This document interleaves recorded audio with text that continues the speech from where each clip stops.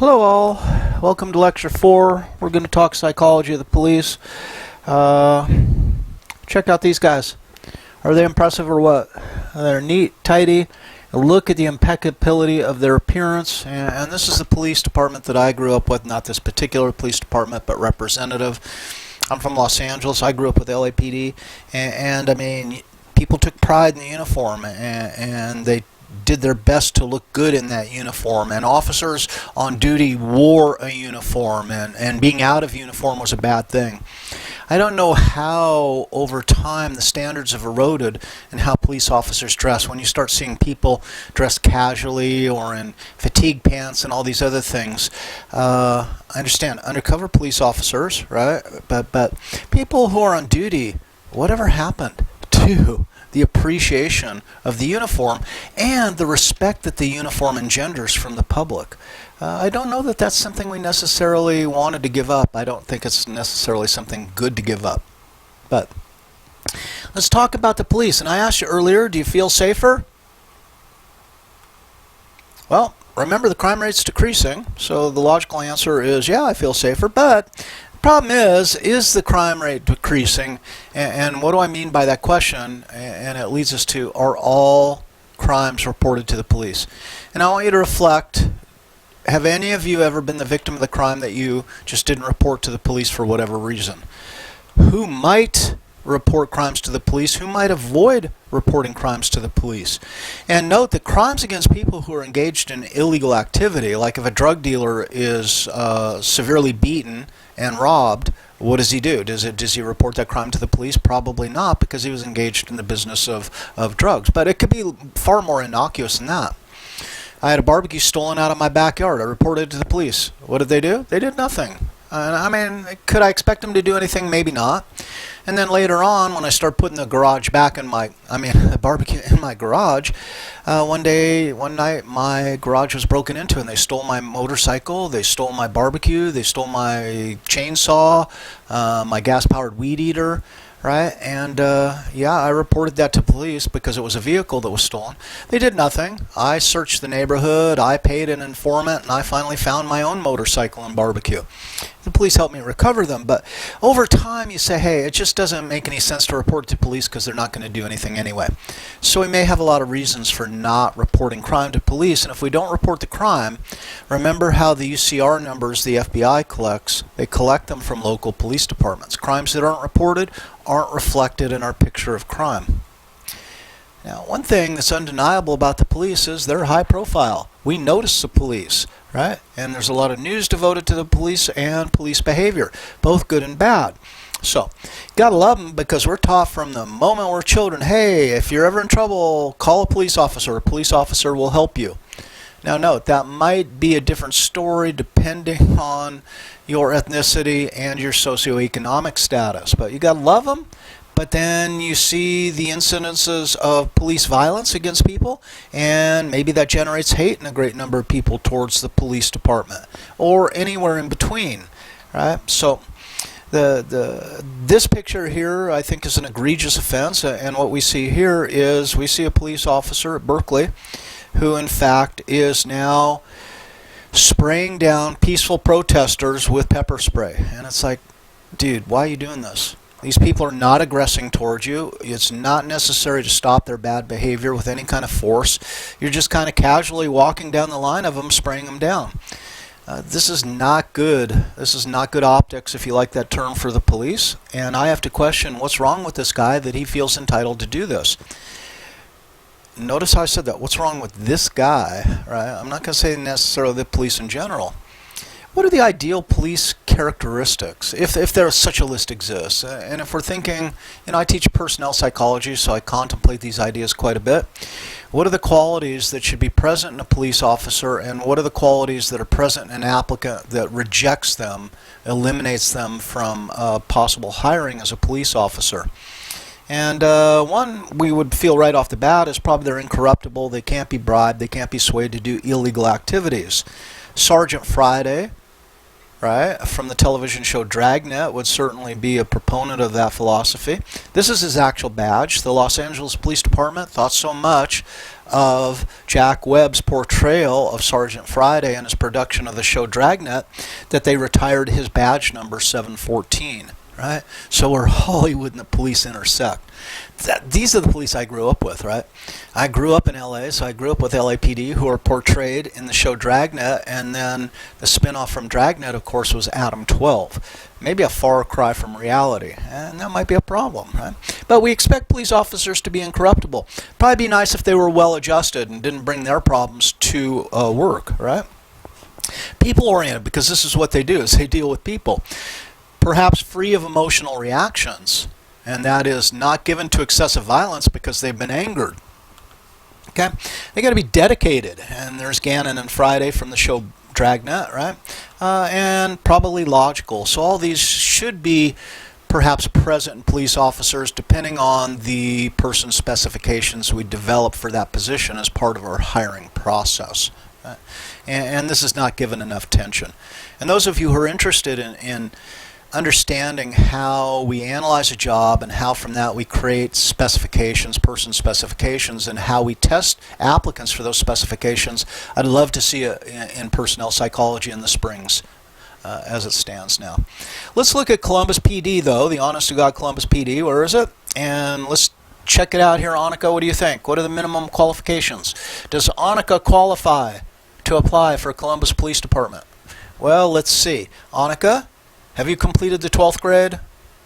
Oh, you haven't, have you? Well, did you at least get a GED? No, she hasn't. All right, well, applicants got to be at least 20 years old when applying. Are you that old? No, I don't think you are. Not even in cat years yet. So there's no upper age limit. Check that out. There's no upper age limit. Maybe if this lecture shit doesn't work out, then I should... No, probably not. Anyway, possession of a valid motor vehicle operator's permit, and a license by the time one is going to become a police officer. And got to be a citizen of the United States.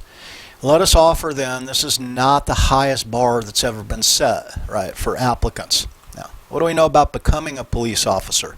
Let's talk about the application process. Well, it includes interviews, right, and multiple interviews. Structured interviews, that is standardized interviews, are the way to go. That is, we ask each applicant the exact same questions in the exact same order, and we score those questions with a standardized rubric. This is something we learn to do in personnel psychology.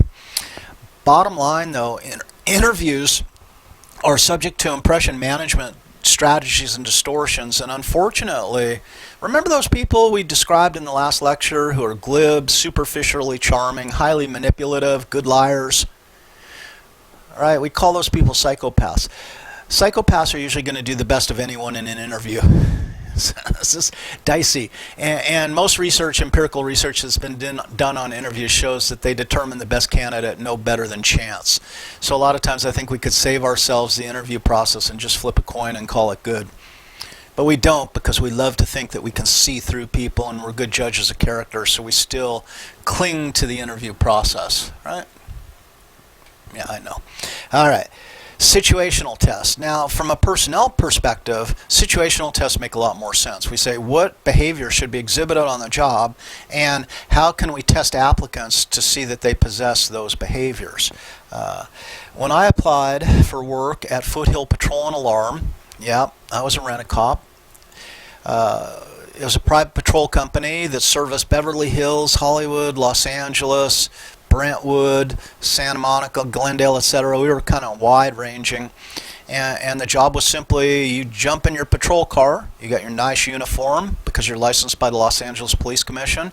So I got my nice gray uniform, right, and I got my Sam Brown belt, I got my .38 special revolver, my handcuffs, and I got my flashlight, and now I'm ready to save the world. I'm not saving the world. What I'm doing is responding to wealthy customers' calls for help. They've been burglarized, or someone's trying to break in, or they got a domestic dispute. These are people who are rich enough, they don't want to wait for LAPD, they can hire private police. So, and that's what I would do, is I would cruise at night, and I would just attempt to be obvious, be apparent, and be everywhere so it would discourage crime, and then I would respond to calls as they came in. During the application process, I was sent on a ride-along for my first night with one of the officers, and he was really good. Dan was really good, very professional, wanted to become a California Highway Patrolman, so he was moving in that direction. And we went through this very kind of dense, hilly neighborhood. We were out walking. It was right across from the Hollywood Bowl, actually. And we're walking, and there's a lot of, it was very this sense of being closed in, almost kind of jungle-like, right? And he says, Mark, why do you keep looking up? And I said, well, because there's garages, and there's upper floors there, and there's trees, and I got to look everywhere to make sure there's, you know. And he says, you'll do fine then. You got to pay attention. You got to be aware of your surroundings, right? So this is a patrol observation kind of test, right? And so some people are just naturally kind of looking around to kind of assess threat levels, and that's a good quality to bring to this line of work.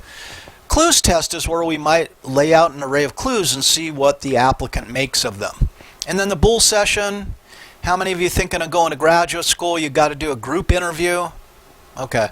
That's essentially a bull session. Unfortunately, bull sessions, group interviews, people who are inherently outgoing, extroverts, and psychopaths will excel to the expense of the other people necessarily in the interview. So probably not the best thing to do. Psychological tests, we want to hire people who are free of psychological issues, who are well adjusted, as we described on the other slide. The Minnesota Multiphasic Inventory is one of the first tests that are given in this context, and that is to detect psychopathology, among other qualities that might disqualify someone for high security positions. Problem with the MMPI is that everyone knows it now. So yeah, it's 512 questions, takes a couple hours, and has to be administered by a licensed clinician and scored by the same. But the problem is, well, look at it here. There are myriad websites to help people with the application process and negotiating the interviews for police work. And these basically have now laid bare the MMPI, so everyone on the planet who is interested knows how to fake it. I don't think it's a useful tool in this context anymore. And there's a website you can check out. Now, the Inwald personality inventory, Inwald was looking at occupational testing and looking at aspects of different occupations. And for police work, what Inwald kind of highlighted was a necessity to look for trouble with law and society and applicants. Maybe undue suspiciousness might be a disqualifying category, and or driving violations. So what happens though, let's suppose we've gone through the application process and now we've been hired, so we're going to get our training. 14 to 28 weeks of training for Columbus PD is 28 weeks, right? And that's what, a little less than half just a little more than half a year. Some departments require at least some college, so that's becoming more commonplace, but not the standard by any means yet. Many schools now offer Bachelor of Science or AAs in some kind of police science. Columbus State certainly offers a robust AA program. Many smaller departments, though, want to hire from pre-trained applicants. They don't have the money. You know, if you look at like Valley View, just north of where we live in the hilltop here, I don't know, what do they got, 4 officers? They don't run a police academy. There's a state level academy in Ohio, so you go to the state level academy, you get your training there, and you can either do that at the behest of the department, or you can do it prior to that and then apply to departments kind of as pre-qualified, right, and pre-trained. But we know that a lot of what happens in police work has derived from a military model. Those of you who know in boot camp, what's one of the first things you get to do? You get to do a lot of running. Police work is not much different, right? And when we look at the training methods, and this is universal across most all training methods, we do a really poor job of evaluating the efficacy of training methods. And note, this is why I hit us right up very early in the course with the needs assessment, program design, and program evaluation. Most programs, especially training programs, are just really weak in evaluation of the effectiveness. I give an example. Everyone's screaming up and down now for implicit bias training. What the hell is implicit bias training? Is there a need? We might, acknowledge a need right off the bat, but then what does the program look like, and how is the program effective? And I'm not really confident in the effectiveness of implicit bias trainings. Most of the folks I went to school with at OSU Social Psych, we did an awful lot of non-conscious priming manipulation, so we're pretty familiar with implicit processes and implicit effects. It's going to be we're probably the hardest sell on the planet for these kind of implicit trainings, right? So let's suppose though we get through the training and now we're good to go. We are on the beat and we're collecting our pay. What does pay look like? Well, check it out. Starting pay, it's over $41,000. These are old numbers too, right? Let's take a look. Let's look at my salary. I'm paid anywhere from $48,000 to $56,000, depending on how many classes I teach. I've got 12 years in college, which is 2 years more than I needed. But I got a PhD. I got a master's degree, right? That puts me at the D step, which a police officer with a GED could achieve after 3 years. So, as an academic, I say, man, that's a horrible pay differential, but that's just the way it goes, right? So it's a good paying job. There's no two ways about it. And the retirement is strong. The benefits are good. So it's appealing in that regard.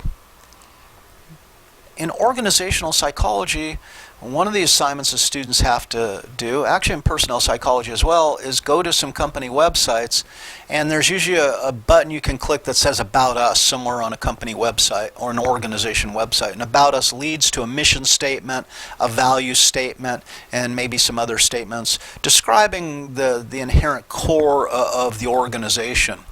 And we see Columbus PD is no exception. We have the we statement. We, the men and women of the Columbus Division of Police, are dedicated to improving the quality of life. And so it goes through that definition. I'll leave the rest of you, I'll leave the rest of this for you to read. But it talks about their espoused values. This is what they say they value, and it goes on and it goes on, and there's the value statement specifically, right? But note that sometimes values that are espoused are not values that are enacted. So that's the terminology we use to describe both. This is what they might say they do, but it isn't necessarily what we see them do. Or it might be not necessarily what we see every person who's employed in this organization do. And to what extent they're held account to behave in a manner that's consistent with the values is largely an issue of leadership. So there's sometimes not a very good alignment here, even though they state these issues. Okay. Let us get more specific in detail now as we move through the responsibilities of a police officer. For example, policing the mentally ill. But let's stop for a minute. I want to ask you guys a question. I would do this in class. I would say, okay, so what, 80, 90% of you are psych majors. And because this is a 4,000 level class, about half of you who are psych majors are graduating this spring. You're graduating seniors. You're just about finished with your psychology degree. How many of you feel confident at this moment? How many of you feel capable of dealing effectively with the mentally ill? And this is where we see almost no hands get raised. And yet, isn't it interesting that police officers with little training in this area are expected to deal effectively with the mentally ill, and they may have no more than a GED followed by 28 weeks of training at the police academy. And this is a big problem because I think quite often we expect police officers to do things that they simply haven't been trained for, or simply not qualified for, or are not part of their skill set. And I think that's hugely unfair, and that's hugely cruel when you expect someone to do something for which they're not qualified, right? But let's take a look at the prevalence of mental illness in this regard. This Templin study in 2000, this is non-traffic encounters, so 506 encounters were tracked.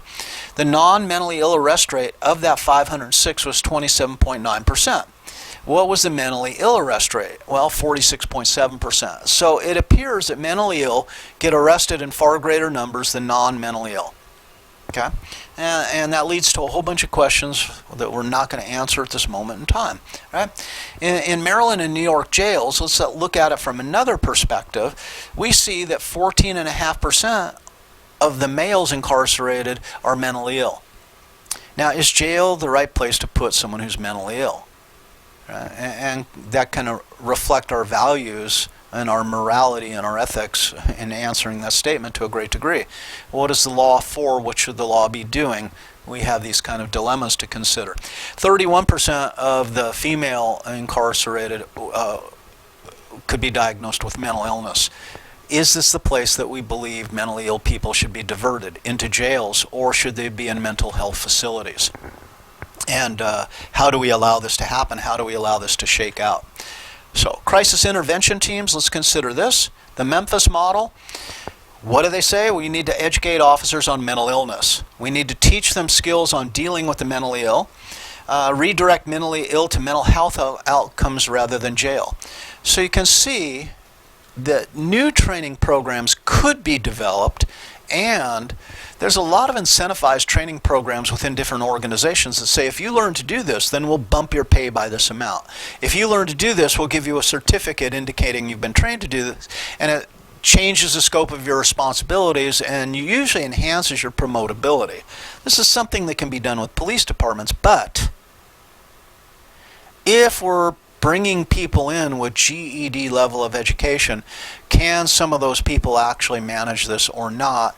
We need to consider this. But regardless, what we're trying to do more than anything is not necessarily decrease arrest rates of mentally ill, but decrease the level of violence that police exhibit towards the mentally ill. Questions? Let's deal with domestic disturbances, and these are the calls that police hate probably the most. Right? They're the deadliest calls for police to respond to. They spend more time on these calls than any of the major calls combined. Right? And police officers are called to be family. And now let me ask you this. Okay, so all you near graduating seniors, right?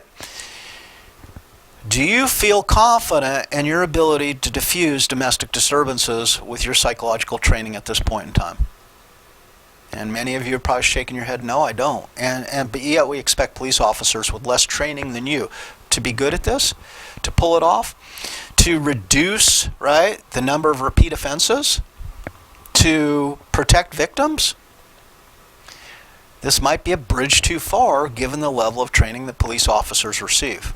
So, what do police do as tactically for domestic disturbances? What's in their bag of tricks? What's their go-tos? Well, there's a no arrest alternative, and this is attempt some alternate means of resolution. So it'd be conflict resolution. It could be ask someone to leave the residence and provide a cooling off period, whatever that looks like. Or you can come in and often the police are fond of zero tolerance. Right? We got a zero tolerance policy and just arrest everyone and let it get sorted out by someone else. Let's look at an amazing study, and this is a quasi-experiment. Why is it a quasi-experiment? Because it's not done in the laboratory, it's a field study. So experimental control is relatively weak in this study. But there are random assignments to conditions. So how does it work? What do? Well, the 911 call comes in, we've got a problem at our house, please send the police, right? And that goes to the dispatcher, and now the dispatcher randomly assigns the police responding. They say, hey, we have a domestic disturbance, here's the address, you are to use response number 1. Response number 1 was arrest only. Or they might then randomly assign the responding officers to response number 2, which is to order one party to leave the residence. And then the third might be to give couple advice on reducing violence.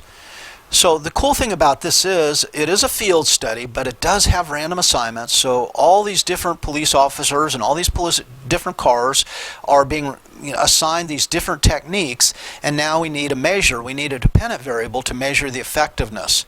And for this study, the measure, and you might agree or disagree with it, was how often are they called back to this residence at that point? And what we see then is the results were best with the arrest-only option. Well, obviously, if you arrest everyone, you're not going to go back that night.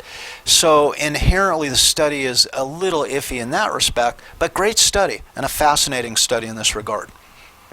More to be done, and what we really need to do is work hard to build trust between police and psychologists, because we got a lot of tools that we can offer to police to really help them up their game.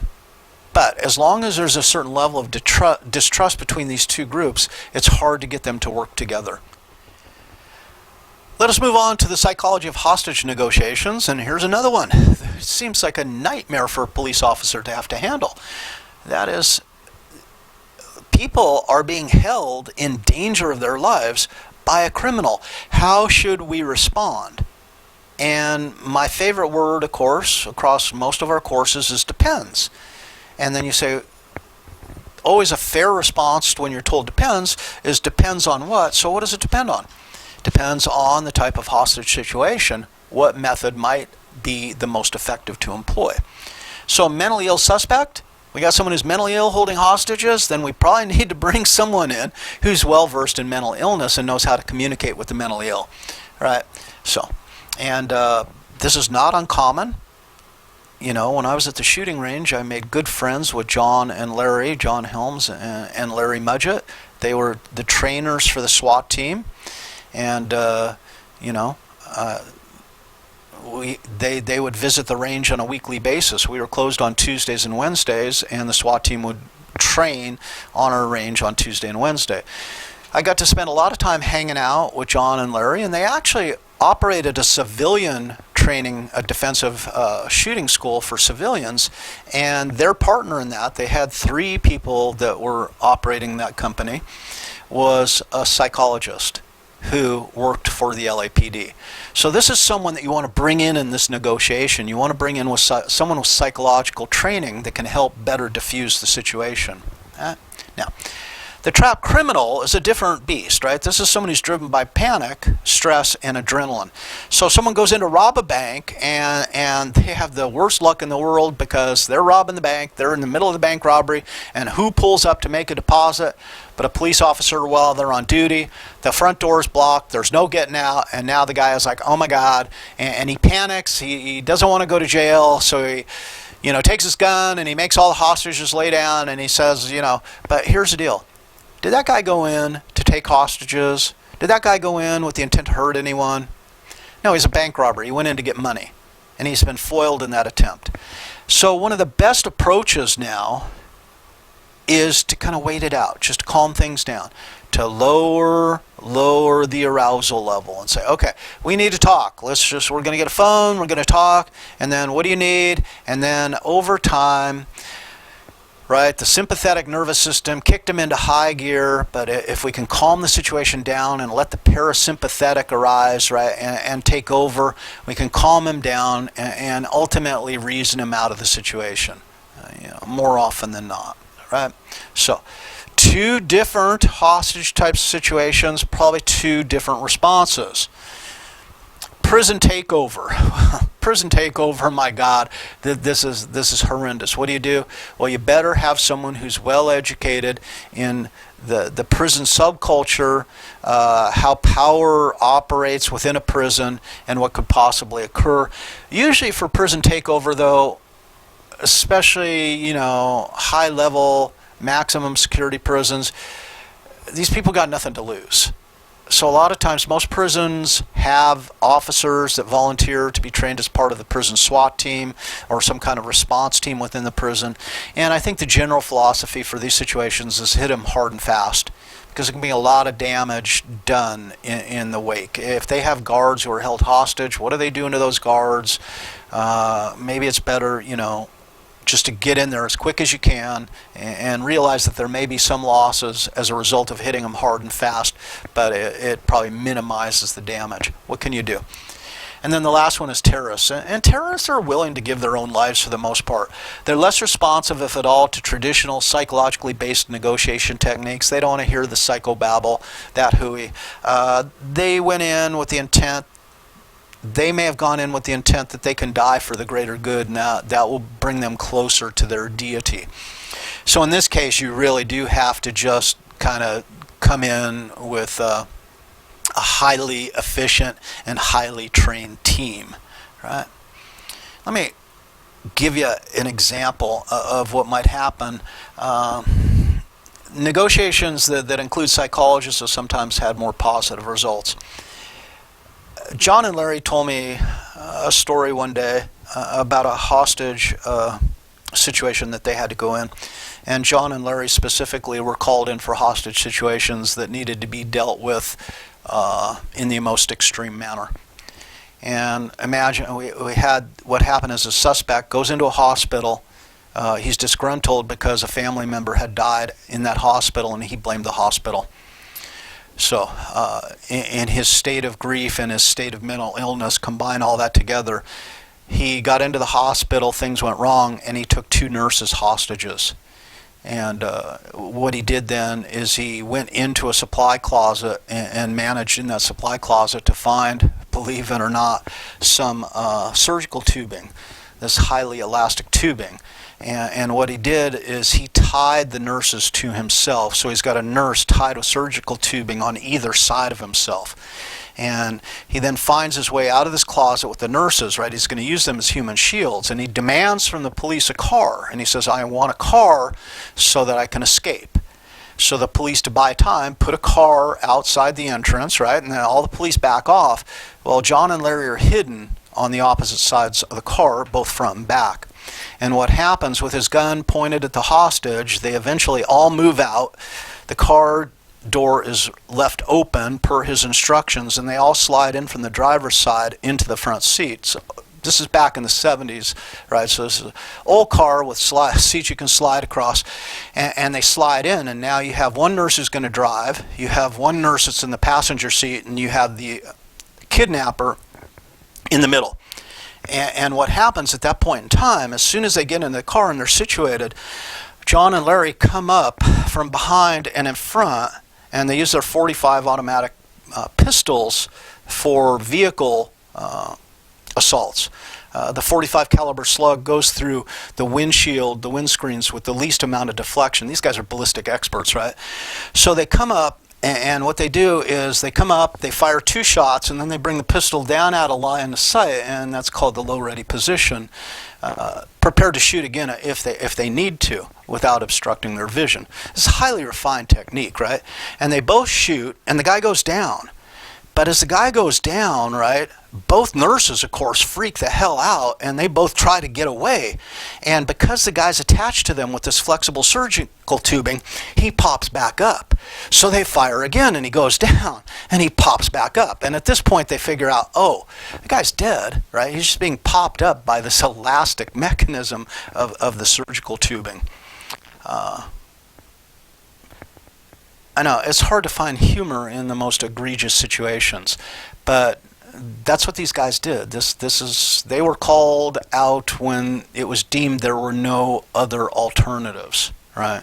You can't let this guy drive away with the women. That's a non-starter as far as a response. So that's John and Larry, and I got plenty more stories like that, if you will, but let me tell you, these guys were professionals. And these guys trained 2 to 3 times a week for these situations. They were more capable or competent in this area than just about anyone you could ever imagine.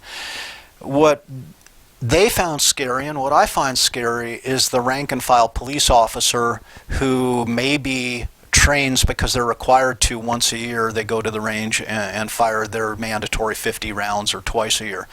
These are the police officers that are dangerous because they don't really have the skill to do this kind of fine level accuracy work. So let's talk about a more recent terrorist distinction in terrorists, and this is religious terrorists.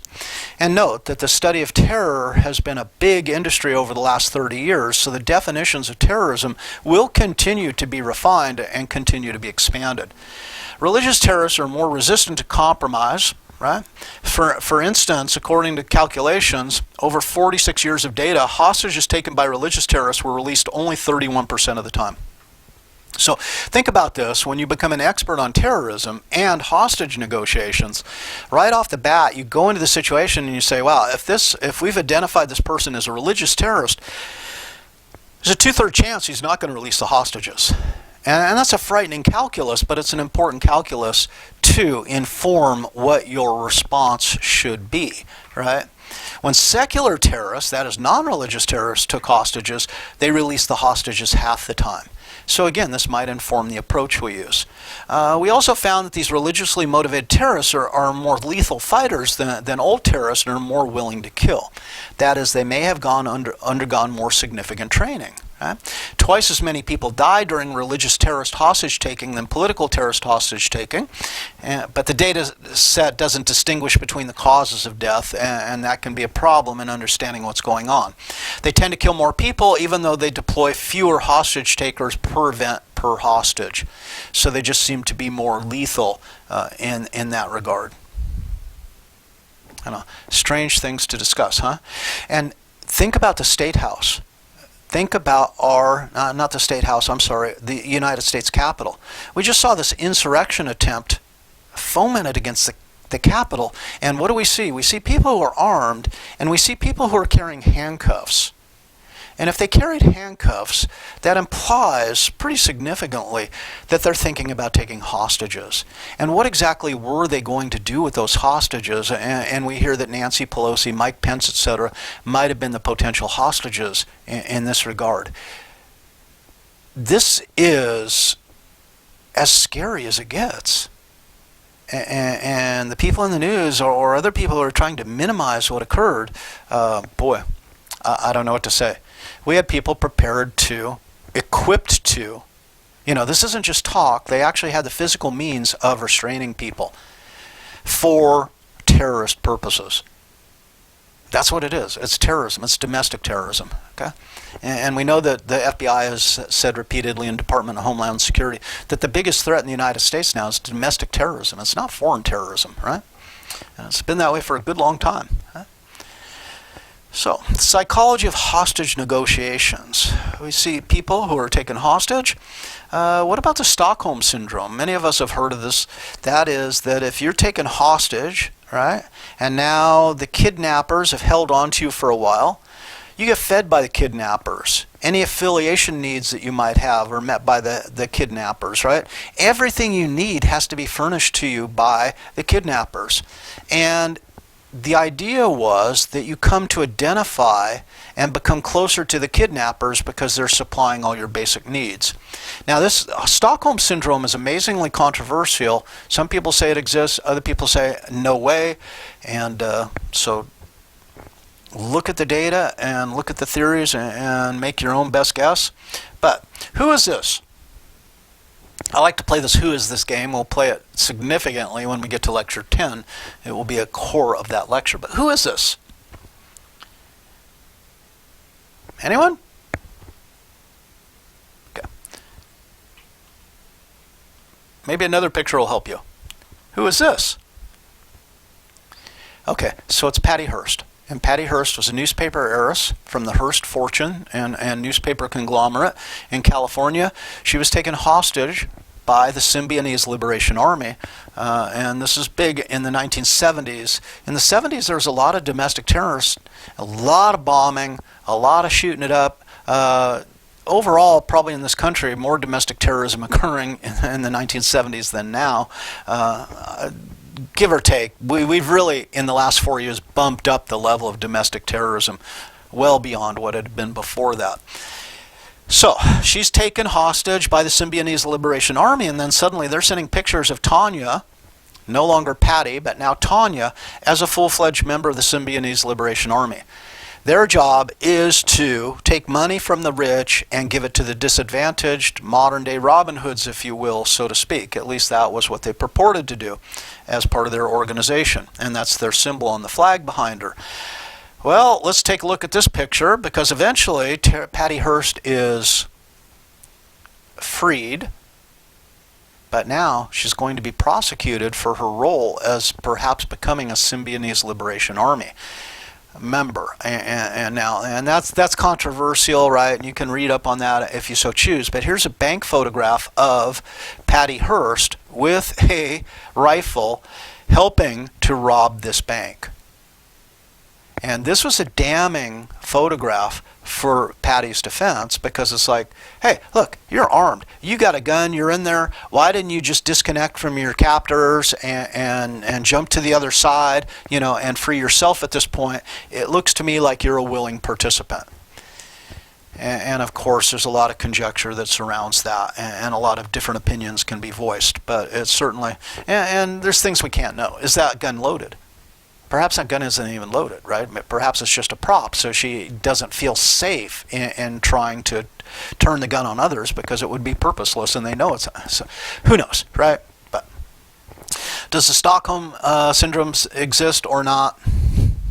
I don't know. Now I want to take us to another little terrorist situation, negotiations and subsequent breakdown of those negotiations and the chilling result. We're going to go to Waco, Texas, not actually Waco. People have corrected me on this in Twitter. People, especially who live in Waco, don't like it. It was in a small community outside of Waco. Regardless, most of us in the nation know of it as Waco. And here is the situation. So let me describe the situation. David Koresh is, some people will label him a cult leader. Others will label him a religious leader. Regardless, he's built this giant compound out in the wilds of Waco, Texas, and he is a Seventh-day Adventist offshoot named the Branch Davidians, and he's the leader of this organization, and they all live in the compound. They all work together for the good of the organization. Now, the suspicions are that Koresh is sleeping with anyone in his congregation. He might be sleeping with underage women and or boys. I don't know. That's largely part of the unknown and the unknowable at this point in time for anyone. There's lots of children who've been born or being raised in the compound with the Branch Davidians, women, children, the whole shebang. One thing that we've discovered is that, especially with religious groups, they fear the government to a huge extent, that the government is going to take them over, is going to bust them up.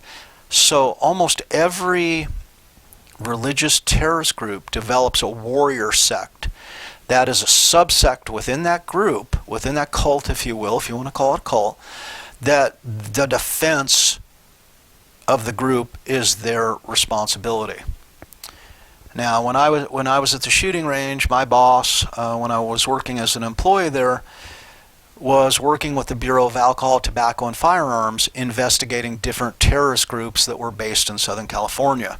One of the reasons I left the shooting range after being there for a year as an employee was because I didn't want to participate in this nonsense. I'm constantly, my boss would just leave for the day, and I'm operating the range, and especially during the winter or the weekdays, it's a one-man operation.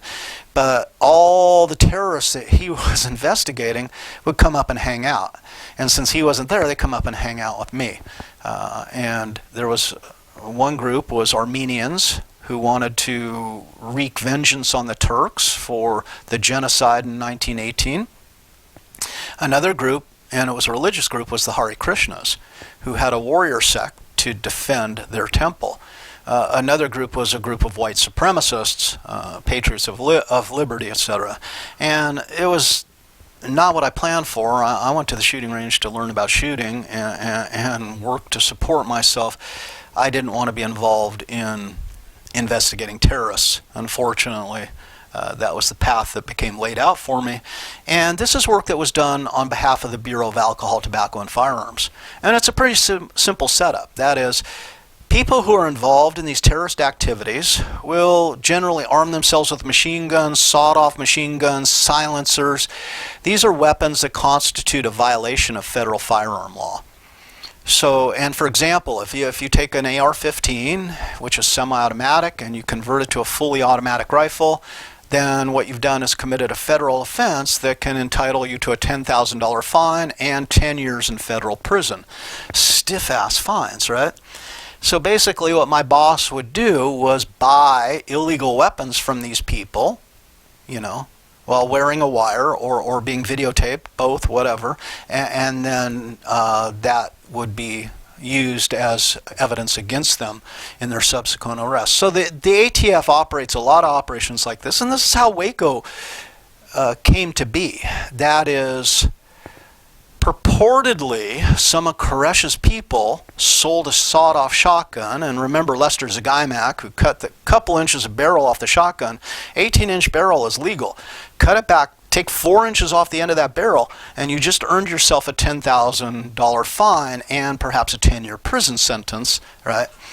Well, they allege that they had sold illegal weapons, the Branch Davidians. to undercover officers. So early in the morning, they decided they would surround the compound and storm the compound. Now, why they did this, I will never understand, because if you wanted to arrest David Koresh, he came into town all the time. Just wait till he comes into town and grab him on the outside of a liquor store. Don't try to take him in his fortress. Tactically, that made no sense whatsoever, and we can see how it went so wrong. And the BATF actually alerted the press, so the press were there to witness all this. And everyone's like, this is supposed to be a secret raid. Why are you alerting the press? Problem with the BATF especially. So here they are surrounding, and they put the ladders up. They try to go in a second window. Well, you know, this is the apocalypse to devout religious people, right? The apocalypse is now occurring, and we have to fight because it's the apocalypse. The Antichrist has descended upon us, right? And we're entitled then to defend on the basis of our religion. So here's an officer being blown out the window he was trying to get into, and none of this is good. I mean, you know, the Davidians shouldn't be doing this, and the feds didn't need to do this either, right? So now they have to take cover because they botched the raid. It's gone horribly wrong. They're recovering their wounded, and ultimately the United States Attorney General, Janet Reno, says the ATF are idiots. Let's send the FBI in to clean this mess up. And so begins the hostage standoff, and we have hostage negotiations. So what are we looking at? They play blaring music and noise 24 hours a day, 7 days a week, sleep deprivation of the people in the compound, right, to wear them down, to get them to give up, right? And of course the song they played was, I don't know if you can hear it, was Nancy Sinatra, These Boots Are Made for Walking, as one example. So they're just launching tear gas into the compound. And remember, there's dozens of children in here. They even have tanks that punch the barrel of the tank through the wall, you know, battle tanks, and pump tear gas into the facility. The destruction of private property is complete, and it's a carnival atmosphere. What's happening now is a win at all costs, at any cost kind of philosophy. So I got some pictures for you here. Here's a picture of the Davidian compound and Waco, and what we see is they've hung this banner outside one of the tower windows saying Rodney King, we understand. More on Rodney King here in a bit. It's daylight 24/7. They shine these bright lights, play the music so people can't sleep.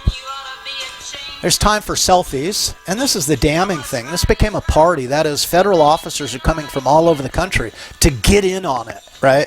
And win this shit, kick some ass. Right? This is actually Ruby Ridge, which is another similar instance, but different. But you can see the helicopters, you can see the armored APCs, the armored personnel carriers, and the BATF getting ready to do business. And you see these extremely low-flying helicopters throughout the compound.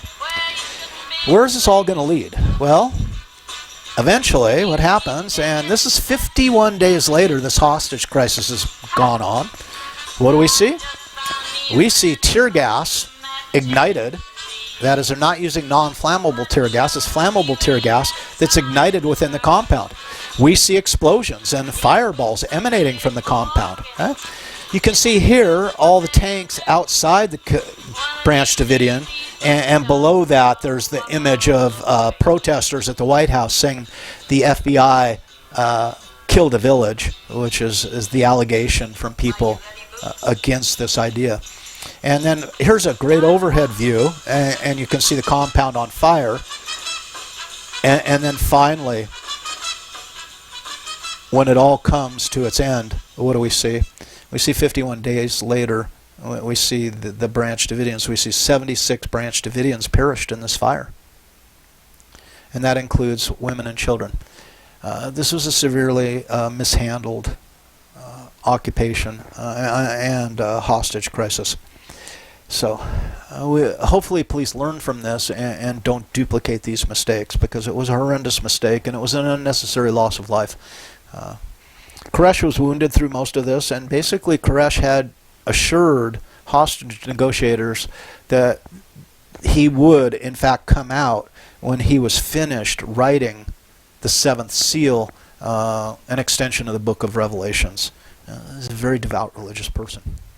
Let us then talk about stress in the police, and stress for the police. The police are under a great deal of stressor, and from the police stress survey, what have we found? That physical and psychological stress weigh heavily on police officers. Evaluation systems, there's a lot of negativity that as a result of these evaluation systems, right? And they suffer high visibility. The organization problems and lack of support. But a lot of these, well, let me give an example though. I remember one day at the range that John and Larry had come up, and it was the day they were closed, and SWAT wasn't training. The two of them just came up, and I was hanging out with them, and Larry had a band on his arm, right here, and I said, "What's up with the constriction on your arm there, Larry? Is that tennis elbow?" And he said, "Well, kinda," but he said, "Actually, it's from beating suspects with my baton." And I said, "Dude, do tell," right? And he said, "Yeah, ever since they banned the chokehold, we're now required, if we want to subdue a suspect, and they're fighting, that we have to resort to our baton." And he said the chokehold was amazingly effective, and at that point I couldn't resist. I asked them, so I said, "How effective?" And they said, "Super effective. Put someone down, just boom, like that, and safely." And I said, "Really?" And I said, "Do it." Honest guy. And I said, "I want you to choke me." And so John was the short, muscular guy. He looks like a brick house, right? And John said, "Okay." He said, "I'll choke you, but you tap my arm the minute you start to go out so I can release the pressure and you don't go completely out." And I said, "Okay." And I remember John then coming up behind me, and he put his forearm around me, and it's hot, so we're just wearing T-shirts, and I see his forearm, and his forearm is bulging his forearm is like the size of most of our, quad muscles, right? And it's just, and all he did once he got his arm in position is he just twisted his wrist, put a little pressure on my carotid artery, and boom, it wasn't 2 seconds before I was on my way down, tapped his arm, and he let it go, and the blood flow restored, and it was fine. The deal is, though, if you take a tool that the police officer uses, like the chokehold, away, then what alternative do they have to which to resort? And in this case, it was the baton. And that's not necessarily a good way to go. This causes stress because their input is not solicited. They're told what they will do, or they were told what they're not going to do. Now, these stressors that we're discussing can derive from more general organizational problems that a lot of times we perceive lack of rewards. And I know a lot of instructors at Ohio State right now are really upset because we're asked to do something completely different, maybe not part of our skill set, that represents a tremendous amount of extra work for no extra compensation. Every once in a while someone comes along and says, "Oh, good job, you guys are really working so hard." And it's like, yeah, we know we're working hard, but you don't seem to care enough to do anything about it, right? I mean, other than increase my enrollment. So a lot of times stress we see in police departments is not just specific to police departments, but it's stress that we all experience on our jobs, right? To the extent that we experience a lack of control, like not being able to control a suspect, right? And now notice, if the policy dictates that I can't use a chokehold, and now I must hit someone with my baton, as I'm in this anger, am I hitting because of the suspect, or some of the energy that I'm devoting to this hitting actually displaced energy from my anger at the policymakers, forcing me to use this technique? And that would be a very Freudian explanation, if you will. There can be a lack of clear expectations. What is expected and what isn't, right? And lack of perceived support of supervisors. So these are all stressors that could befall many of us, regardless of being police officers or not. So what are some possible solutions? Well, greater decision-making authority with choice. And this is a universal too, not just for police departments. That is, you push the decision-making down to the lowest level in the organization possible. What's the psychological benefit? Greater sense of personal control and a greater sense of being able to do the job well. That is boosting one's self-efficacy. The use of teams. and especially problem-solving teams. So that if we have a psychologically ill suspect, let's bring someone who's trained in psychological illness. If we have a domestic dispute, let's put someone who's got training in resolving domestic disputes. That is, operate teams to solve problems rather than thinking that an individual officer or an officer and their partner should be doing this. Instituting community policing, and that's getting tight with the community and how policing is done, and also with community policing, taking community complaints about police misconduct seriously and providing meaningful consequences for police who don't want to behave. Now, are police different people? Are we going to engage in stereotyping here? Maybe, perhaps a little. And you know, we can't help but stereotype. We have a brain that likes to categorize. It's the way we understand the world. But anytime we find ourselves engaged in stereotyping, we can step back and say, do I want to do this? That is, we can put this layer of mindfulness over the automatic process of categorization. The police personality. Adorno et al. Authoritarianism, what is it? Identification with submissiveness and the requirement of submissiveness. I'm a police officer. I direct you. You should submit. That would be the mantra of a high authoritarian police officer. Endorsement of power and toughness. And note that the police are often fond of saying in a protest, we got to dominate, we got to dominate, we got to dominate. And that's this idea of this power and toughness, right? Intolerance of outgroups and minorities. And note how this is kind of played out, these last two, with the BLM versus the various state capital takeovers, right? People who are considered outgroups, people of color, right, or disadvantaged people, seem to get a much more aggressive police response during a protest than white people have. And we've had some glaring examples of that, especially in the past year. Right? Authoritarians demand and apply pressure to conform to group norms and have a very, very rejecting point of view towards anything they consider deviant or sick, right?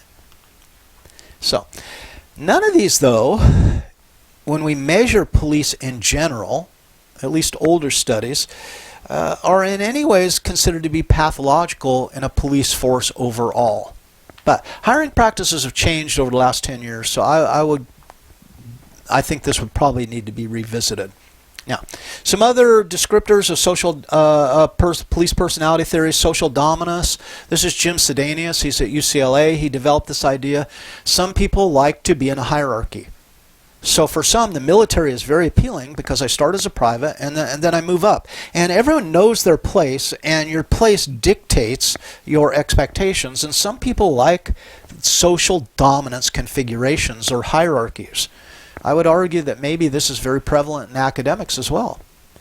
Assistant professor, associate professor, full professor, right?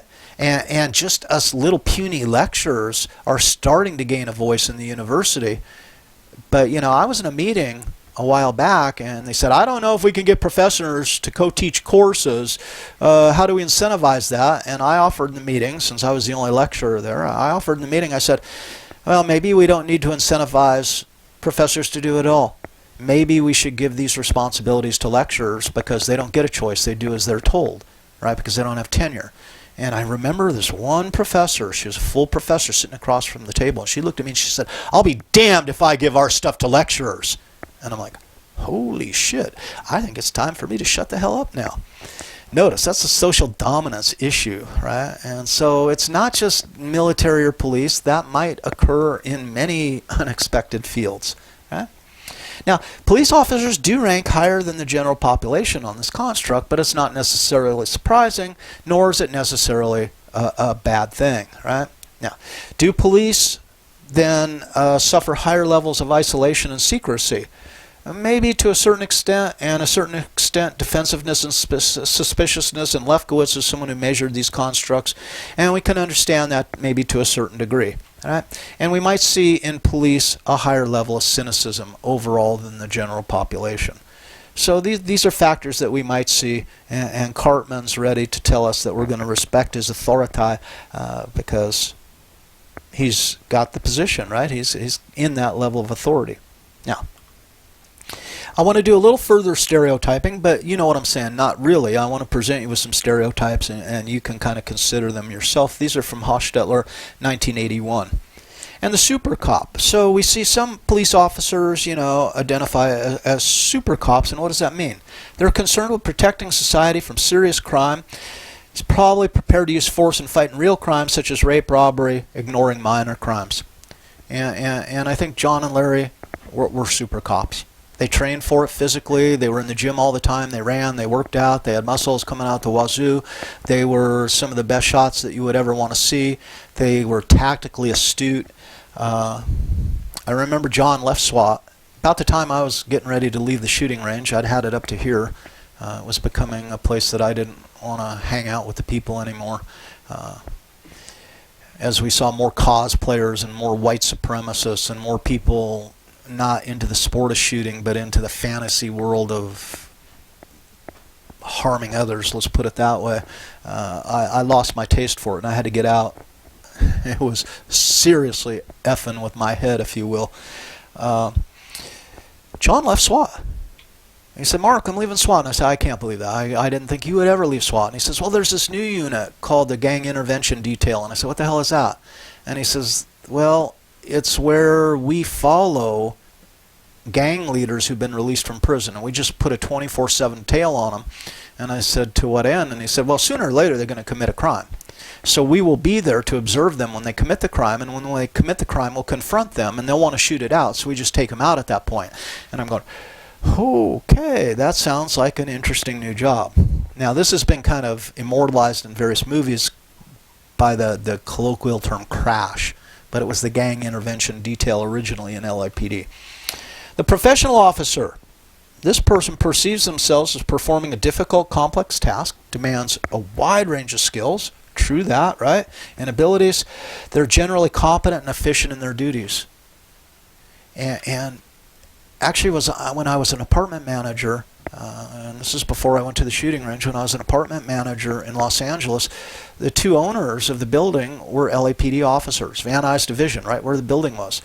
And Ken and Phil, man, they were the most professional officers you'd ever want to meet. And they really kind of had the ideal characteristics of police officers. And they were highly professional in every aspect. And they were not gung-ho, they were just professional. It was a job that appealed to them when they were young, and they did their best to it. Now, the service-oriented officer is more akin to a social worker than a crime fighter. Right? And their aim is to help rehabilitate the community rather than use power of law. The problem for these poor guys, these service-oriented, they get in and everyone's against them. The organization, other officers, and eventually these are the people most likely to achieve the level of burnout, and they just disappear to a different profession. And then the avoider. And I want to talk about one of my really good friends at the range, Dick Sog. Big guy. That was his nickname, Big Dick, because he was like this tall and just a giant of a man. And he joined the police. He was in Vietnam. He was a couple years older than me. He was in Vietnam, and he was a military police officer in Vietnam. So he got out of Vietnam, returned home, applied to Los Angeles Police Department, and was hired. When I met him, he had first about 12 years under his belt. So he was about a 12-year veteran at that point of the police department. And Dick had had enough, and he'd seen enough. And his whole goal was to get to 20 years so he could retire from the police department, move to Northern California, and open up a gas station, as he put it. He just wanted something entirely different with his life and for his family. So he was just doing his job until he could retire. And the job he selected, he had enough seniority, so he wrangled his way to driving the report car. And what the report car was is he simply went from burglary to burglary. So someone's their house is burgled, they call the police and say, my house was burgled. And they said, okay, we'll send an officer out to take a report. And that was Dick. And Dick was always alone. He would just go out to the person's house, he would take a look around, write out the report, and submit the report. And that's all he did. And that's all he wanted to do until he could retire from the police department with his full pension. I love Dick. He was a great guy. We were dos amigos, man. He was a lot of fun. And His son came to work for me for several years at the shooting range, Donnie, and what a great kid. So, great guy, great kid, but definitely an avoider. He was no longer interested in being a hardcore police officer. Not that I don't think he ever was, really. So, I want to talk about... I want to take a social psychological approach here, because a lot of times we can say, oh, look at what they did. God, they're such assholes to do that. But sometimes when we see people behaving in a bad way, it's the power of the situation that's a better explanation of their behavior than their personality characteristics. Right? So police brutality is a brutal people, brutal situations, is some combination thereof. And I want to show you a video clip now of the Rodney King beating. Well, let's let the video speak for itself to begin with here, right? So here we go. They made a traffic stop, and so Rodney King has been ordered out of the car during this traffic stop, and the police have given him some instructions, and it's not clear if he was complying, if he didn't understand the instructions. He was likely under the influence of drugs or alcohol, perhaps PCP, and we can see that as this video goes, and this was shot in a big-ass video camera with a VHS tape. This is back in the day, 91, right? Not a cell phone camera. So, and this is just some civilian taking this footage, and this footage then appeared on the news a billion times in Los Angeles and across the nation. And you see, every time it appears that Rodney is down, but now some officers come and they beat on him a little more with the batons. There's an officer kicking him, pushing him down, etc. And it's just a heinous beating, and there's really no way that one might actually reasonably justify what's going on here, because he doesn't seem to be successfully assaulting them. So it seems to be a very one-sided issue, where he's surrounded in the immediacy by at least 6 or 7 officers beating on him. And you ask the question, why do they continue to do this? Why don't they just put the cuffs on him? And some might argue that we can't cuff him, he is a big guy, etc. And so the video ends. What is going on here? Well, let's offer some potential psychological explanations. High arousal resulting from a chase is a high-speed pursuit syndrome. And note that the body makes some interesting changes in relation to the brain. That is, if your heart rate gets to a certain level, that is 120, 140 beats a minute, your body starts to decide that you're in fight or flight mode, that things are extreme, and the blood flow has to be channeled to your limbs to a greater degree, because that's supports aggression or defensive behaviors.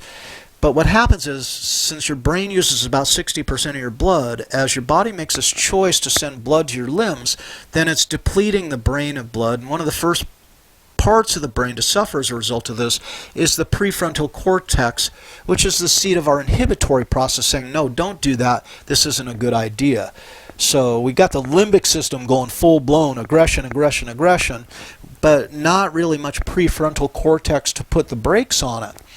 So when we have these high-speed pursuits, the officer gets jacked up over a period of time. Does it destroy their decision-making capacity in some degree? Or when we look at police brutality, might be at ineffective policies. Notice these officers are beating on Rodney with a baton. I told you the chokehold was eliminated, and it was eliminated 5 or 6 years to what we observe here. So is it policies that are behind this kind of brutality? Dr. Gloria Romero at UCLA offers, though, maybe pre-existing attitudes have something to do with it. And she gives us this little flow chart that demonstrates that the officer, is defied. He's not complying. So the officer says, get down, or put your hands up, or whatever the officer's command is, and the suspect is now defying the officer by not doing what they say, and maybe it's because he's mentally ill, he can't hear, he's under the influence, or he's just a bad actor. That's another possibility, right? But now the officer experiences increased anger, fear, and arousal, especially fear, because his first attempt at compliance isn't working. Now, if the officer has negative attitudes or stereotypic prejudice against the class of people this for whom the suspect is a member, right? It can activate those, and if this is done in the presence, the next box, of weak accountability systems, then you see heightened aggression. So there's a lot of potential explanations for why we see police brutality, and it could be an interaction among several of them. We might just have a sadistic person who gets off on hurting people, right? So, police brutality then, well, is it stereotyping? Prejudice? Could be. Fomented. But remember, stereotypes are a two-way street. If the police are stereotyping my group, is it that my group is also stereotyping the police? So it goes both ways, right? We have stereotypes operating both directions. Now, let's go back to Rodney King, which isn't that long ago, right? What did we see? Well, this incident was in a contested area between the Bloods and the Crips. And the Bloods and Crips are gangs who ascended to a high level at this point in time. Actually, the Rodney King beating took place right at the intersection that's off of the Foothill Freeway there. The shooting range was actually only 3 miles up the canyon from that spot, which made it a very desirable location for a shooting range because it was freeway close, right? But yet an outdoor range in Los Angeles, of all places. But this is a nasty area. This is dangerous, man. You learn the difference between red and blue, and you watch for those colors because that allows you to be on the alert to potential situations, right? The housing project adjacent to this was known as Sherm Alley, and Sherms were PCP cigarettes. So this is where phencyclidine, angel dust, is used, and police fear PCP users because it's a dissociative anesthetic. So when a police officer shoots someone who's high on PCP, you know, the bullet's supposed to go into the body, and the body's supposed to experience shock, and the person's supposed to collapse. But if the person's under this heavy-duty anesthetic, the bullet enters the body, but they don't experience shock. So they're free to continue their aggression while they're being shot, as long as, let's say, the heart itself isn't, and they can continue this aggression until they're bled out. So it is a scary drug that has scary effects, right? And officers are very worried about encountering suspects high on PCP. Violence is common in this neighborhood, right? And this is the 1990s. Crime is out of control. And subjects are often high and often ruthless, and these are the realities of the situation. Right?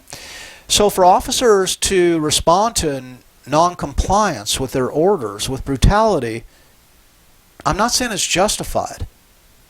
I'm not trying to create justifications throughout this course. What I'm trying to do is offer potential explanations. Now, stereotypes. Let's get back to that issue, and let's talk about stereotypes as being automatic. And this is the famous study by Patricia Devine, OSU graduate student, social psychology. When I said OSU social psychology is the bomb, I meant it, and some of the major contributions have come out of our area, our department. And what she did is she assessed prejudice of participants coming in using various measures, right? And she then divides her sample into low and high prejudice. And then she uses, this is one of the first priming studies that achieved this level of importance. She primed people either using subliminal presentation, right, or supraliminal, and they're primed with black stereotype words or non-stereotypic neutral words. Later, she gave participants what was supposed to be a disconnected experiment, this story about this guy named Donald, and she assessed participants' attitudes towards Donald. It's hard to have one attitude or another because the description of Donald is completely ambiguous, right? So it really taps into, like a Rorschach inkblot test, it taps into people's pre-existing mental state. Question, does the stereotype activate negativity towards Donald, and is it only for high prejudice people? So what does Devine find? Well, right, as expected, highly prejudiced people, when they were activated with black stereotype of words, they then had high negative ratings towards Donald.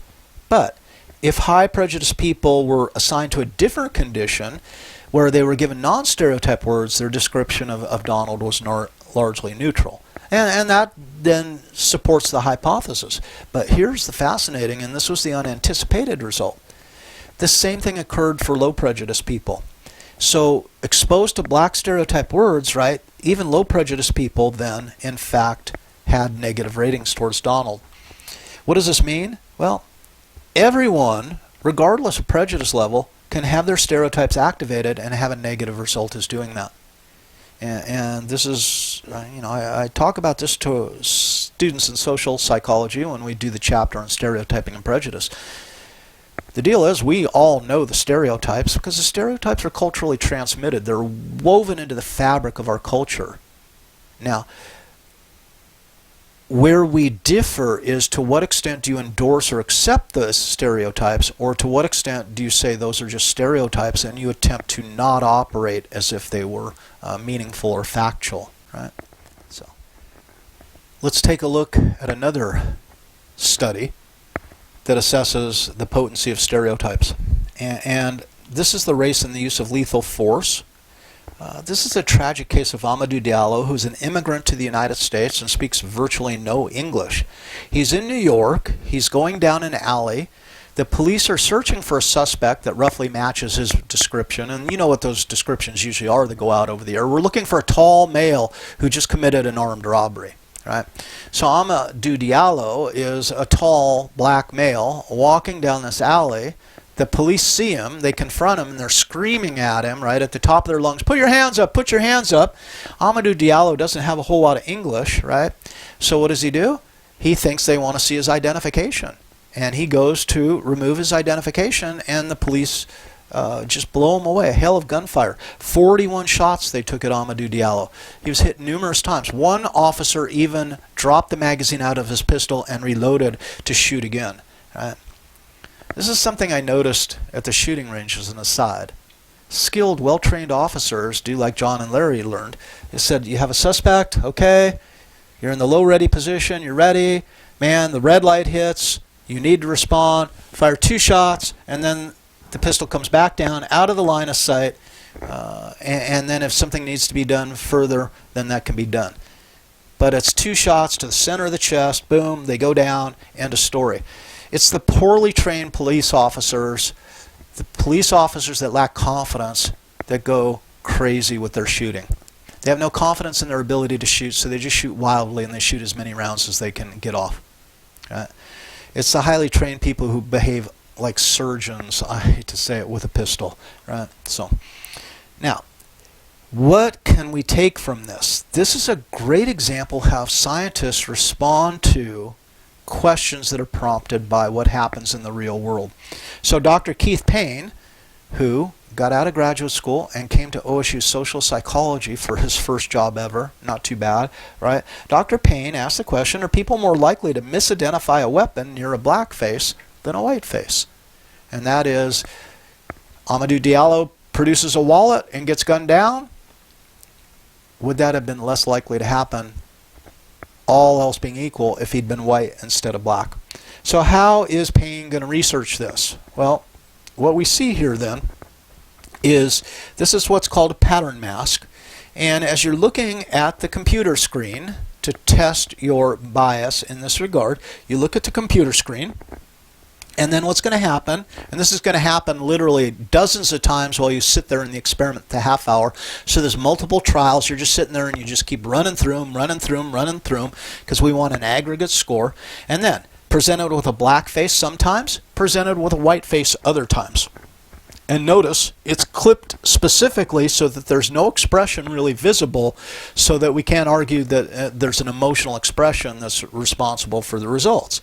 So here you are, you're sitting, pattern mask, flashes the face. Then it flashes a tool or a weapon, and different tools and different weapons were used. One thing that's not used is a hammer. Why would you not use a hammer? Because it can be construed as a weapon, right? So just a tool or a weapon, and then, right, the pattern mask. What is the participant doing while this is going on? They're pressing one of 2 keys on a keyboard as quickly as they can. One is tool, one is weapon. Now what we're going to do is count the number of mistakes. So that's why they run these trials repeatedly, literally 50, 60 different, 50, 60 of each possible combination. Blackface, weapon, blackface, tool, whiteface, weapon, whiteface, tool. Do 50 or 60 of each and then calculate the error rate. And what do you think happened? Well, the results, participants were more likely to identify a tool as a gun, that is, make the mistake after seeing a black face rather than seeing a white face. So the idea is that the black face activates the stereotype of African American. Part of the stereotype of African American is violence. So violence then colors the perception of the object that was presented. People more likely than mistake a tool for a weapon in the blackface condition. And I remember when Keith was presenting this information to us in our social cog research group, our meeting, and I asked him the question, right? I said, okay, so Keith, I mean, your findings, are robust, they're well supported, but here's the deal. Let's get practical for just a moment. What do we do with this? Because let's suppose we find some way to kind of put the brakes on police officer responding. Will this ultimately lead then in less police effectiveness and more injuries to police officers? And I'm not saying it will. I can't know because it's something we would have to test empirically. But the point is that anytime we make a change, there will be consequences. And some of those consequences hopefully are the consequences we intended.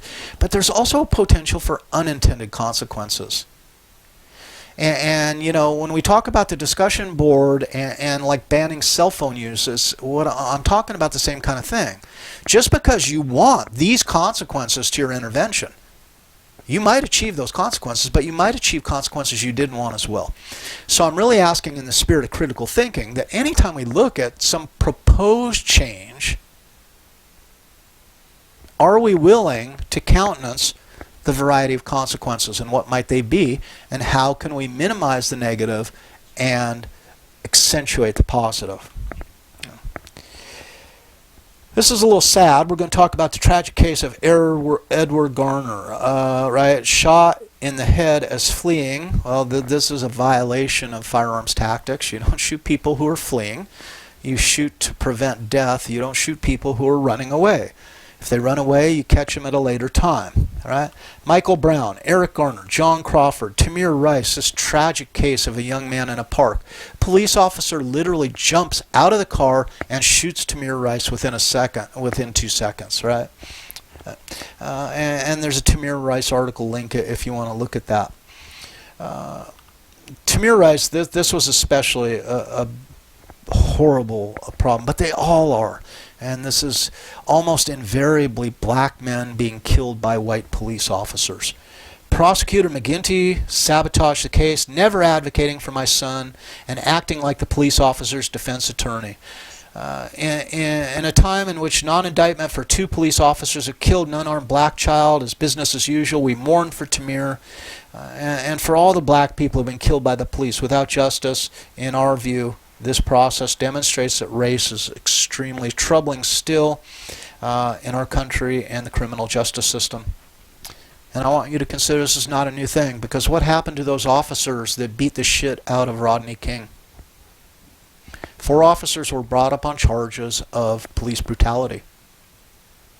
Now, King wasn't killed. He was just got the shit beat out of him, right? 4 officers were charged with police brutality.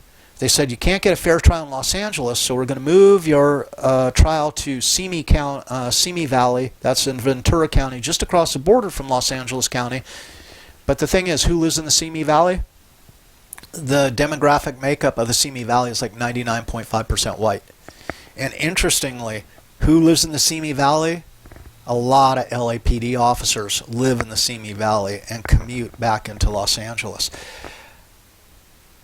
All 4 officers were found not guilty of brutality in that case, in the Rodney King case, and upon the announcement of the verdict, downtown Los Angeles erupted in violence, riots, because people believed that justice hadn't been done.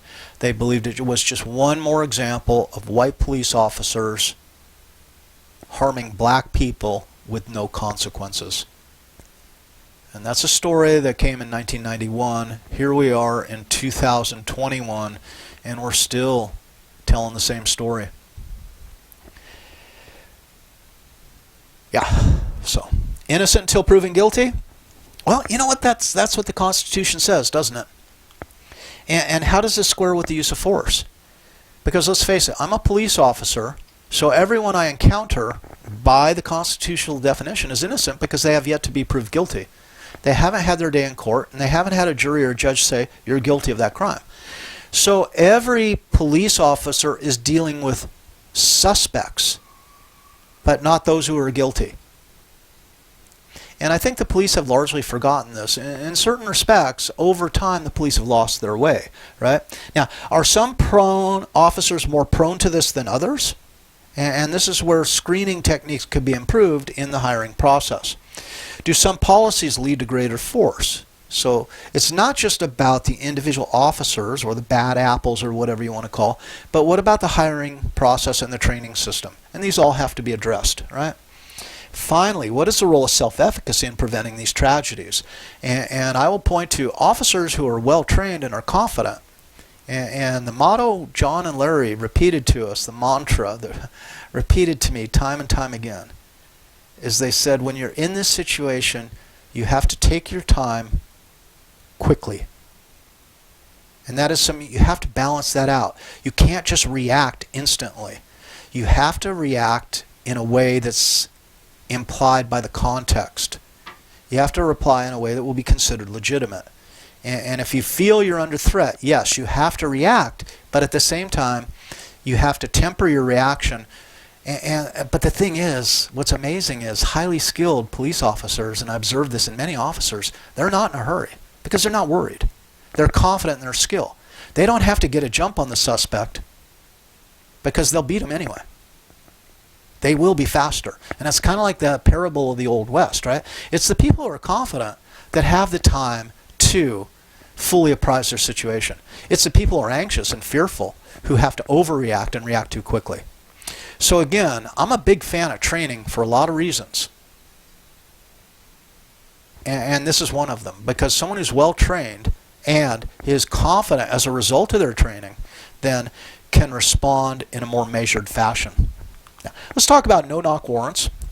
Baby boo-boo, flashbang, mutilated, this poor baby in her crib from a raid that was based on informant. So what happens?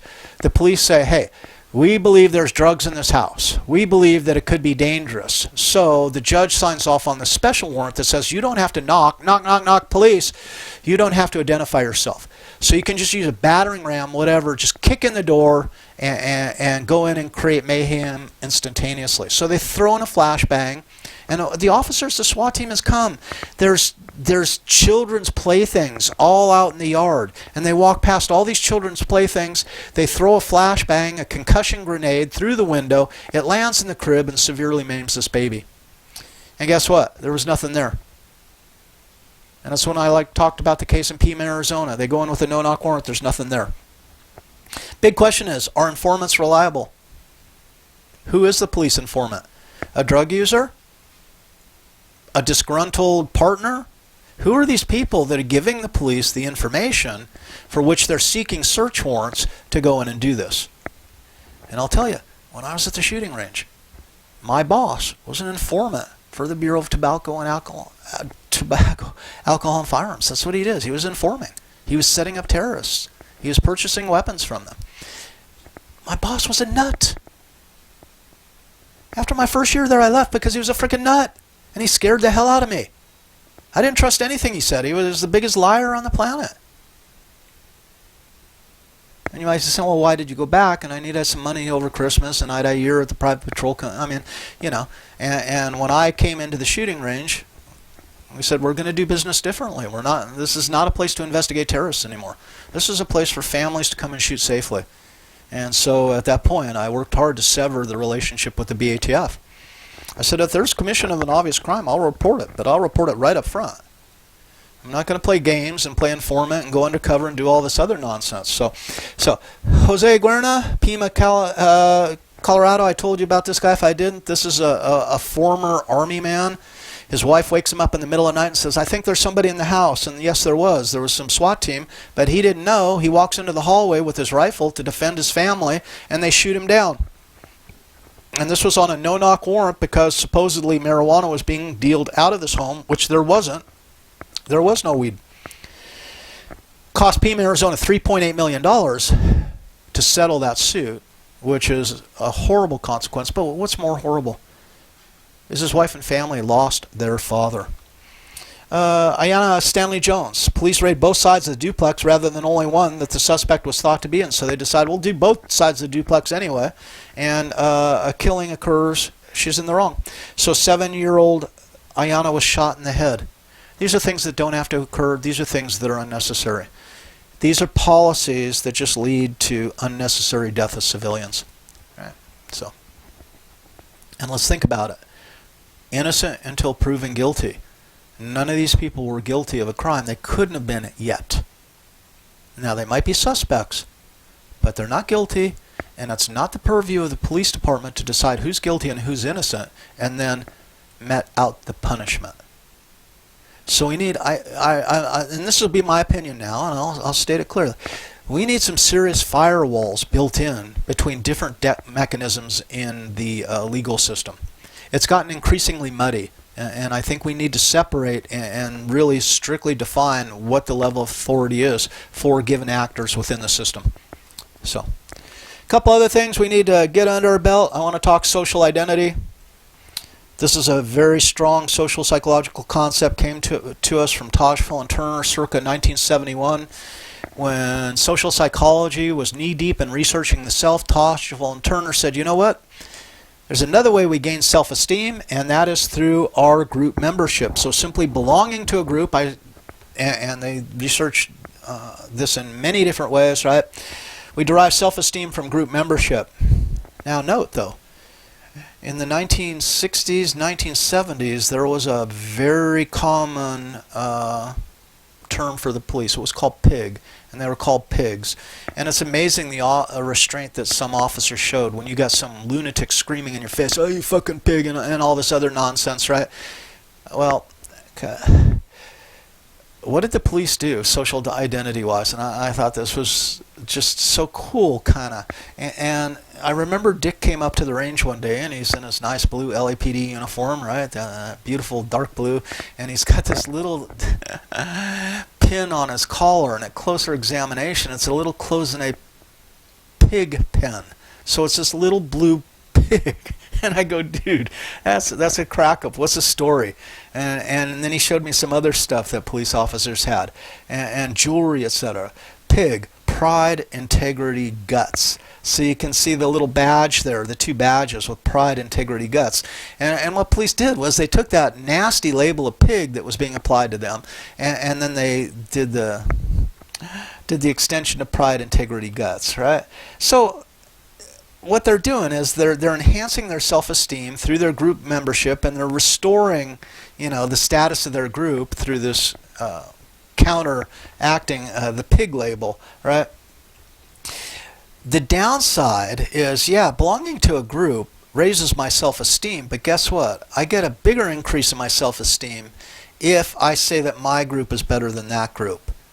So it forms into a world of in-groups versus out-groups.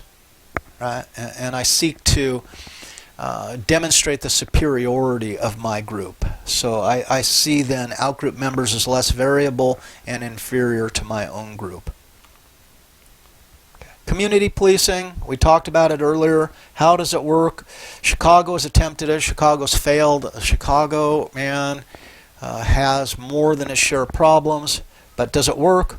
The results are mixed, and we can see that. One of the big problems in any policy change is the people who are affected by the policy generally don't jump onto the policy whole hog. At best, they have an attitude as, I don't know, we'll see, right? So police buy-in may be slow. The evaluation of these programs is lacking. But here's a little, kind of graphic to talk about what it is. True community policing probably includes empowerment of police as skilled professionals, and we have to then bump up the training and bump up the applicant level, right? Autonomous management, so they are able to self-manage to some degree. They establish trust and legitimacy through their policy and interaction with the community. They develop shared values with the community itself they're policing. They work to increase their diversity and representativity of the community. right? Interdepartmental cooperation is clutch, and integrated crime control. So crime control is not just the work of the police, but also the schools and social institutions, and sufficient resources to make this happen, right? Especially at ground level crime, their first interaction with the community. Homicide victims in Chicago, what do we see? And this is a horrible graphic. We can see that the homicides have been increasing in 2016, 764, as compared to about 500 in the previous year, 2015. Significant difference, right? The second graph, the one below that, also is frightening. This is the murder homicide clearance rate. That is how many homicides, murders have they cleared. And we see a precipitous drop, let's say, in 2012 from about a 46% clearance rate to about a 26% clearance rate in 2016. Chicago needs help, right? And Chicago needs some creative solutions. It needs some hard work. It isn't news to Chicago PD that there's a community relation problem. A decade ago, Chicago was recognized for its community policing. They got away from that. They de-emphasized it, right? Every single district now has to refocus the way they think. Part of what was underway with smarter policing driven by strategic support centers, he said the next phase would shift focus to the community and including a program that put trainees into districts to forge community ties before they hit the beat. Remember, when the police car came around, there was no longer police officers walking the beat and getting to know the people they worked with. Police cars have now just simply made police go from call to call to call to call, and it makes it virtually unable for them to forge any neighborhood level or community relationships. And as a result of this, if you don't understand why Colin Kaepernick knelt down for police accountability in this country, this is why. And we have this tremendous list of people who were killed at the hands of the police, and yet the police are not held accountable. No conviction, no conviction. Eric Garner, no conviction. Mike Brown, no conviction. Sean Bell, no conviction. Tamir Rice, no conviction, right? Ayanna Jones, no conviction. Amadou Diallo, no conviction. Trayvon Martin, no conviction. We go down this list, and the perception is that police can kill with impunity, and there are no consequences for their behavior. Now, you might want to argue that, but the deal is, the perception is this, and we ask, why is that perception in that way? And Kaepernick is just kneeling then to call attention to this, however you feel about that, right? But note that many of these officers where we see no conviction, they might have been fired, but more than likely they're hired by a different police department. So we have kind of this revolving door of people who probably shouldn't be in this job who continue in this job. Now, we talked about mission statements. Here's a couple for you. The OSU Campus Police, I'll let you look through this. They seem to be hardworking. I don't know what your interaction with the OSU Campus Police has, but this is a legitimate police department, right? So consider it that way. And it's a relatively large police department that serves a community of 65,000 people. Right? So, and this is their mission statement, their core values, if you will. And I got some interesting kind of graphics there. So, closing thoughts. Look, while we tend to perceive the police as being more moral, law-abiding, or honest than civilians, there's absolutely no evidence to support that stereotype. That is, the police may be engaged in as much illegal activity as anyone else out on the planet as us civilians, right? They may lie to the same extent. And to give you an example, when I was an apartment manager, remember I said I was an apartment manager, and one morning I was going to sleep because I'd been working at the patrol company, and I work nights, so I get home about 8 or 9 a.m. I went to sleep. There was a frantic knock on my door. I opened it up. It's one of my tenants, and I said, "My God, what's wrong?" And she said, "There was a man." I woke up, and there was a man standing over me in my bedroom, and he took my purse. And I said, "Which way did he go?" And I had shorts on and a t-shirt, and I grabbed my revolver, which I shouldn't have done, and stuck it in my shorts. And then she said, "He went out the back." And I went over the wall, and I said, "Call the police, tell them what the hell I'm wearing, right? Describe me, and tell them I'm in pursuit, of a burglary suspect." And because it was my because it's this apartment building, all the officers in Van Nuys know that's Ken and Phil's building, right? So if we call the police to that building, it's like we get a million police officers, because they do like to take care of their own. And I jumped over the wall and I looked across the street, and I went across the street trying to think, which way did this guy go? And then I found him. He was sitting on the steps of the church across the street going through the purse, and I told him that he's going to have to give up. He's under citizen's arrest, and he didn't want to comply. He had a sharp instrument as a weapon. I had my distance, and I didn't draw my revolver, because the last thing I want to do is be out on the street pulling a gun on someone and have the police think that I'm the problem. So I just, and he took off, and I followed, and he'd stop and look at me, and I'd stop, and we played that stupid game. And then eventually he went around a street and went into an apartment complex, and that's where I lost sight of him. And I lost sight, but then I came around and I looked in the apartment complex, and I look up there, and up on one of the balconies, some guy sees me, not him, but another guy sees me, and then goes hurriedly into the apartment. I say, well, he's in there. And I remember the police roll up, and there they are. The police are there, and there's Ken, my boss at the apartment. He says, Mark, what the hell's going on? And I said, I explained the whole thing to him, and he said, and I said, he's up there in that apartment. And he said, so you're telling me you saw him go into that apartment? And I said, no, Ken, I think he's there because they had a lookout. And he said, no, Mark, listen carefully. You saw him go into that apartment. And I said, oh, I understand. Yes, I saw him go into that apartment, which allowed then the police to go into that apartment, and they effected the arrest. He was a junkie. He had a long record. He'd been using heroin for, almost his entire life, and he was convicted and given 3 years. I actually received accommodation from the city of Los Angeles. But it was all based on a lie. I lied so that the police could make their entry. And they asked me to lie, and so that's how that goes down. And I don't know whether that's right or wrong. I'll leave it up to you that. I'm just admitting what I did. So closing thoughts. Look. There's little hiring practices that effectively screen out the bad apples, and go ahead and note that if you find these problems intriguing, you might want to take personnel psychology. And I'll close. I'm not going to read these to you, but in fact, there's some problems in Chicago with police either disabling body cams or dash cams. And I think this is a new issue.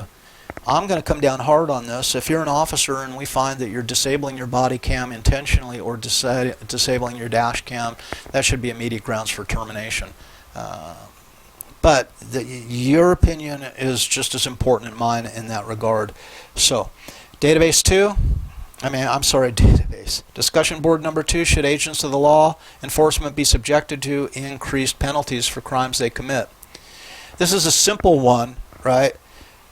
Some folks suggest if you're under the color of authority, which means operating in a legal capacity, and commit a crime associated with that position or facilitated by that position, right, then you should have a penalty that's higher than a civilian would for the same offense. And what do we need to know to become better informed about this? And what do we need to track to know if the changes were effected? So it's really getting back to our needs assessment, program design, and evaluation. Anyway, go ahead, check it out, and let's call it good. I know this is a long one, and our raccoon buddy is saying enough is enough. Tell this guy to shut up and let you guys get back to your life. So thank you for spending your time with me, and take care.